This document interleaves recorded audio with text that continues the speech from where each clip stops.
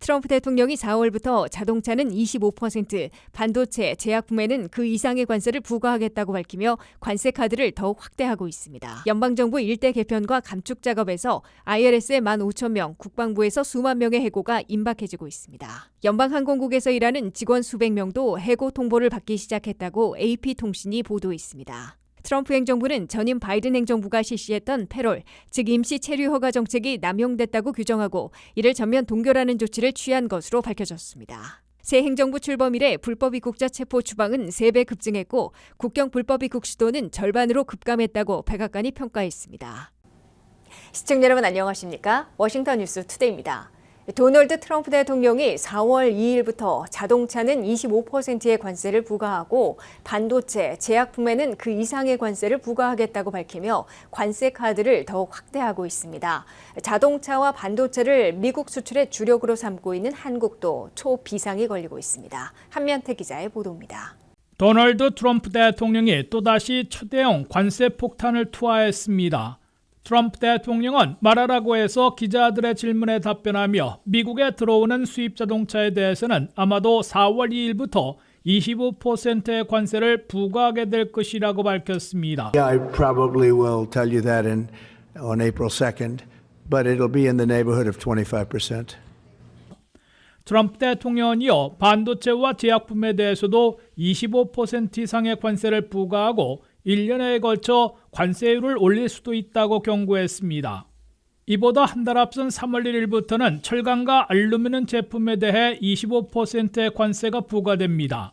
트럼프 자동차 관세 카드로 미국에 자동차를 수출하고 있는 멕시코, 일본, 캐나다, 독일, 한국 등 5개국이 가장 큰 영향을 받을 것으로 예고되고 있습니다. 특히 한국은 미국 수출에서 자동차와 반도체가 주력 수출 품목들이기 때문에 직격탄을 맞게 될 것으로 확실해 초비상이 걸렸습니다. 한국의 현대 기아차는 2024년 한 해 동안 미국 시장에서 170만 대를 판매했는데 그중 59%인 101만 대는 한국서 만들어 미국에 가져오고 있습니다. 또한 기아차는 멕시코에서 연간 14만 1,700대를 생산해 미국에 들여오고 있습니다. 한국은 자동차 미국 수출과 판매에서 한 해 170만 대 347억 4,400만 달러로 전체 수출의 27.2%나 차지하며 1위를 기록하고 있습니다. 4월 2일부터 한국서 미국에 가져오는 자동차들에 대해 25%의 관세가 부과되면 수천 달러를 관세로 물어야 하고 그중 상당 부분은 소비자 가격으로 넘어가게 될 것으로 보입니다. 한국서 만들어 미국에 가져오는 현대 투싼의 경우 현재 대당 판매 가격이 28,600달러이므로 5,000달러나 관세를 내게 되고 전부는 아니더라도 상당 부분을 현대차의 수익을 줄이거나 차 가격 인상으로 넘기게 될 것으로 보입니다. 한국은 미국 수출 자동차에 25% 관세를 부과받을 경우 미국 수출과 판매가 한 해 90만 대 64억 달러, 전년보다 18.6%나 급감할 것으로 추산되고 있습니다. 현대 기아차는 관세를 물지 않아도 되는 미국 내 생산을 현재 69만 대에서 120만 대로 50만 대나 늘릴 계획을 세우고 있습니다. 그러나 한국 내 생산 이역으로 50만 대는 줄어들게 돼 한국 내 고용과 내수, 전체 경제에 직격탄을 맞을 것으로 예상되고 있습니다. 반도체에도 25% 이상의 관세를 부과받을 경우 한국의 미국 수출은 원투펀치를 얻어맞아 치명상을 입게 될 것으로 우려되고 있습니다. 반도체는 대만의 TSMC와 한국의 삼성, SK가 주도하고 있습니다. 하지만 트럼프 대통령이 미국 내에서 자동차와 전자, 가전제품의 가격을 일제히 올리게 될 자동차, 반도체에 대한 관세 폭탄을 4월 2일부터 실제로 실행할 것인지는 좀 더 지켜봐야 하며 한국을 비롯한 각국과의 사전협상 결과로 달라질 여지가 있는 것으로 관측되고 있습니다. WKTV 뉴스 한면택입니다. 트럼프 머스크 팀의 연방정부 일대 개편과 감축 작업에서 IRS의 15,000명, 국방부에선 수만 명의 해고가 임박해지고 있습니다. 수천 명 해고에서 수만 명 해고로 연방정부 해고 태풍이 더 강력해지고 있는 것으로 보입니다. 트럼프 머스크 팀의 연방정부 일대 개편과 감축 작업에서 이번 주는 IRS 국세청과 펜타곤 국방부로 나타나 대량 해고가 카운트다운에 돌입한 것으로 간주되고 있습니다. 피트 엑세스 국방장관이 이끄는 공룡부처 펜타곤은 도우지 팀에게 해고 대상으로 꼽힌 1년이 안 된 수습 직원들의 명단을 건넨 것으로 미 언론들이 보도하고 있습니다. 연방정부 전체에서 수습 직원들은 22만 명으로 나타났고 펜타곤이 민간 관리들만 해도 70만 명이 넘는 최대 부처이기 때문에 수만 명이 해고 대상이 될 것으로 예측되고 있습니다. 펜타곤은 현재 130만 현역 군인들과 80만 국가방위군, 민간관리 95만 명 등 300만 명이 근무하고 있는데 미군들과 국가안보 직원들을 제외하고 민간관리 70만 명, 그중에서 10% 정도인 7만 명이 1년이 안 된 수습 직원들로 해고 대상으로 꼽히고 있습니다. 이에 앞서 이번 주에 대량 해고가 발표될 것으로 꼽히는 부서는 세금 보고서를 보내고 있는 IRS 국세청으로 15,000명이 해고될 것으로 미 언론들은 전했습니다. 이번 주말 단행됐던 10여 개 부처들과 연방기관들에선 수천 명씩 해고됐는데 이번 주에는 수만 명으로 규모가 더 커지는 것으로 보입니다. 지난 주말 단행됐던 연방기관 해고 태풍에선 보건복지부가 5,200명으로 최다를 기록했습니다. 그중에서 1,300명은 CDC 연방질병통제예방센터의 과학자, 의학자, 연구진들로 나타났습니다. 산불 방지에 앞장서는 산림청에서 3,400명이 무더기 해고 통지를 받았습니다. 연방에너지부에서 2,000명, 재향군인부에서 1,000명 이상 해고된 것으로 나타났습니다. 부서 전체가 없어질 것으로 보이는 USAID에선 전 세계에서 일하던 10,000명 이상은 물론 연방 공무원 4,700명 중에 290명만 국무부로 넘어가고 모두 해고될 것으로 기정사실화되고 있습니다. 곧 폐지 절차에 돌입하는 연방교육부도 전체 직원 4,200명이 한꺼번에 해고될 것으로 보입니다. 바이든 시절의 소비자금융보호국도 완전 문을 닫게 돼 전체 1,600명이 해고 조치될 것으로 예상됩니다. 이와 함께 자진 퇴직을 신청한 연방 공무원들이 7만 7천 명인 것으로 나타났습니다. 이로 미루어 트럼프 머스크 팀은 240만 연방 공무원들 가운데 절반인 100만 명 이상 감축하려는 것으로 관측되고 있습니다. 이에 맞서 해고 통보를 받은 수습 연방 공무원들 2,000명 이상이 자신들에 대한 해고가 불법으로 취소하고 원대 복귀시키라는 집단 소송을 제기할 준비에 착수했습니다. 지난 1월 레이건 공항에서 치명적인 여객기 공중 추돌 사고가 발생한 바 있는데요. 트럼프 행정부는 항공교통 관제 시스템을 더 새롭고 안전하게 전면 개편할 계획이라고 밝히며 수백 명의 연방항공국 직원 해고 조치에도 나섰습니다. 하지만 연방항공국은 대형 항공사고 이후 항공안전을 담당할 인력이 부족하다는 우려를 제기하고 나섰습니다. 홍의진 기자가 보도합니다. FAA에서 일하는 직원 수백 명이 지난 16일 밤 이메일로 해고 통보를 받기 시작했다고 AP통신이 밝혔습니다. 인력난에 시달리는 FAA는 항공교통관제사가 필수 기능을 유지할 수 있는지에 대한 우려가 더욱 커지고 있습니다. 주로 수습 직원을 대상으로 한 이번 해고는 다우지와 관련된 연방 공무원 대규모 감축 추진의 일부입니다. FAA는 이미 인력 문제로 어려움을 겪고 있다고 말했습니다. 특히 지난달 레이건 공항에서 발생한 충돌 사고 당시 한 명의 항공교통관제사가 군헬기와 여객기를 동시에 관리하고 있었다는 점이 논란이 됐습니다. 언론은 대형 항공사고 이후 항공안전을 담당할 인력이 부족하다는 우려가 제기된 상황에서 해고가 이뤄졌다는 데 주목했습니다. 항공안전 전문가와 항공노조 대표는 이번 감축이 오랫동안 안전을 개선하고 인력 격차를 해소하라는 압박을 받아온 상황에 부담이 된다고 말했습니다. 데이비드 스페로 항공노동조합 대표는 16일 성명을 통해 트럼프 행정부가 15일부터 FAA 수습 직원 수백 명에게 해고를 통보하는 이메일을 보내기 시작했다며 정확한 사유 없이 근거 없는 해고를 통보받았다고 밝혔습니다. 쇼온 더피 교통부 장관은 해고된 직원은 400명 미만이며 항공교통관제사와 중요 안전 담당 인력은 단 한 명도 해고되지 않았다고 해명했습니다. 하지만 안전검사관, 보조장비 유지 관리 담당 직원들이 해고 대상에 포함된 것으로 밝혀지면서 여론의 비판이 커지고 있습니다.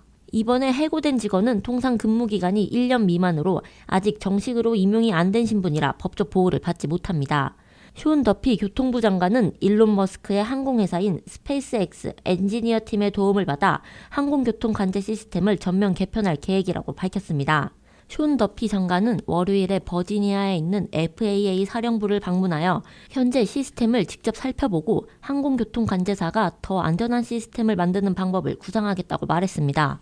한 항공업계 관계자는 현재로서는 추가 사고 발생을 막기 위한 즉각적인 조치가 필요하다며 FAA 인력 부족이 항공사고 증가의 직접적인 원인인지에 대한 철저한 조사가 이뤄져야 한다고 말했습니다. WKTV 뉴스 홍의진입니다. 트럼프 행정부가 전임 행정부 시절부터 시행해온 중미 국가들과 우크라이나 출신 등에 대해 일시 체류를 허용하는 패럴 정책의 신규화, 연장 신청, 계류된 서류 처리 등을 전면 동결하는 조치를 취했습니다. 이 때문에 전쟁을 피해서 온 우크라이나 출신 24만 명, 쿠바, 아이티, 니카라가, 베네수엘라 등 4개국 출신 53만 명이 그 영향을 받게 될 것으로 보입니다. 트럼프 행정부는 전임 바이든 행정부가 실시했던 패롤, 즉 임시 체류 허가 정책이 남용됐다고 규정하고 이를 전면 동결하는 조치를 취한 것으로 미 이민서비스국의 내부 지시 메모를 통해 밝혀졌습니다. 도널드 트럼프 대통령은 일시 체류를 허가하고 일할 수 있는 워크퍼밋까지 제공하고 있는 패롤 정책이 전임 행정부에서 오남용됐다고 비판하고 이를 일제 정비하겠다고 경고해 왔습니다. 이민 신청서들을 접수받아 수속하고 있는 미 이민서비스국의 앤드류 데이비슨 부국장 대행은 14일자로 전 직원에 내려보낸 지시 메모에서 전임 행정부 시절 시행했던 패럴 정책과 관련된 모든 신청서들의 접수와 수속, 판정을 중지하라고 지시했습니다. 바이든 패롤의 신규 신청과 연장 신청, 그리고 이미 제출해 계류 중인 신청서의 수속까지 전면 동결한다는 강경 조치로 수십만 명의 일시 체류 허가자들의 발이 묶이게 된 것으로 CBS 뉴스는 전했습니다.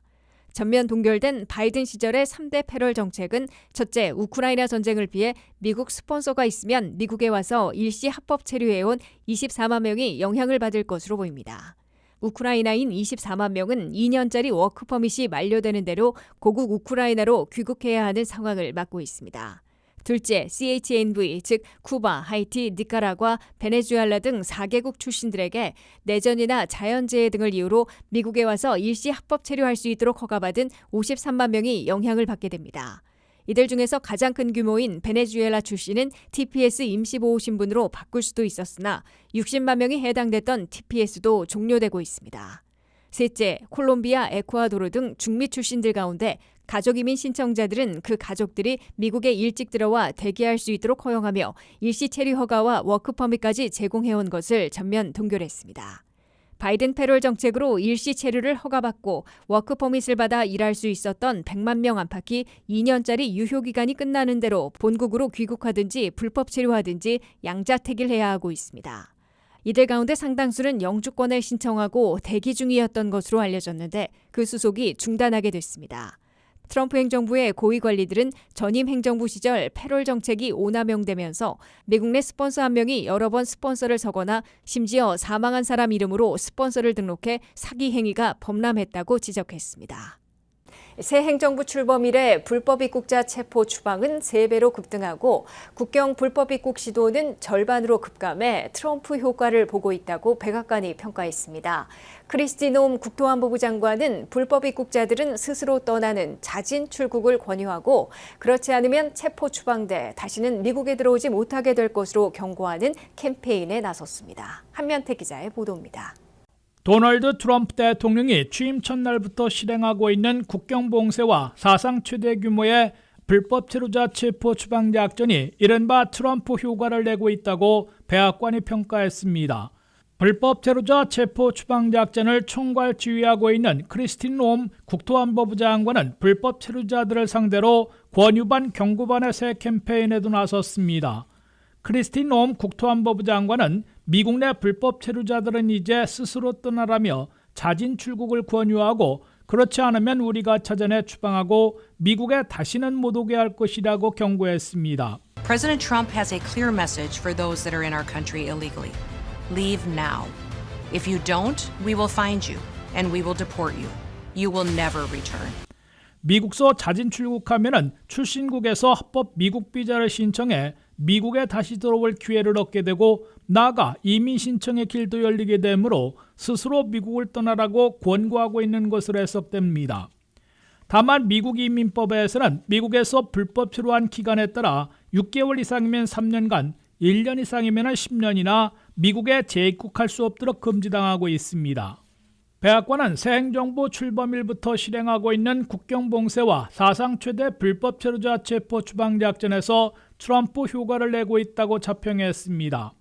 올 1월 한 달 동안 남부 국경에서 불법 입국을 시도했다가 붙잡힌 외국인들은 2만 1,593명으로 전달인 12월에 4만 7,316명에 비해 39%나 급감했다고 CBP가 밝혔습니다.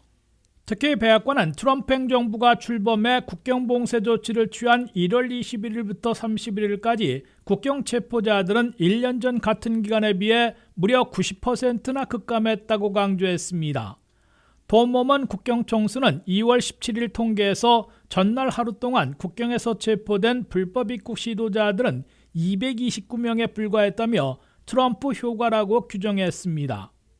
2월 들어 11일까지 열흘여 동안 국경 체포자들은 하루 평균 359명으로 2024년 4,850명에 비하면 10분의 1 수준으로 급감한 것으로 CBP는 밝혔습니다. 바이든 시절 최악이었던 2022년에는 하루 6,423명이나 체포됐고 2023년 5,590명, 2021년에는 5,333명으로 현재와 비교 자체가 안 되고 있습니다. 국경에서 불법 입국을 틀어막는 동시에 미국 내에서 거주하고 있는 불법 체류자 체포 추방 작전에서는 당초 기대에는 못 미치는 수준이지만 전임 행정부에 비해서는 여전히 3배나 급증시킨 것으로 나타났습니다. 도모먼 국경총수는 2월 5일까지 첫 보름간 불법 체류자 14,000명을 체포했다고 밝혀 하루 평균 933명으로 바이든 시절의 312명에 비해 3배로 늘렸습니다. 2월 들어 다소 주춤해지면서 하루 평균 1월 800명대에서 2월에는 600명대로 줄어들었으나 아직도 바이든 시절보다는 2배나 많은 수준입니다. 첫 보름간의 추방 숫자도 멕시코가 발표한 11,000명을 포함해 12,000명 수준으로 보여 바이든 시절보다 2배 이상을 기록하고 있습니다. 트럼프 행정부는 불법 체류자 체포에 모든 연방사법집행관들을 총동원하고 구치시설을 대폭 확충하며 추방작전에서는 미군들의 지원을 받고 있어 앞으로 더 가속도를 내게 될 것이라고 강조하고 있습니다. WKTV 뉴스 한면택입니다. 이상으로 워싱턴 뉴스투데이를 마치겠습니다. 시청해주신 여러분 고맙습니다.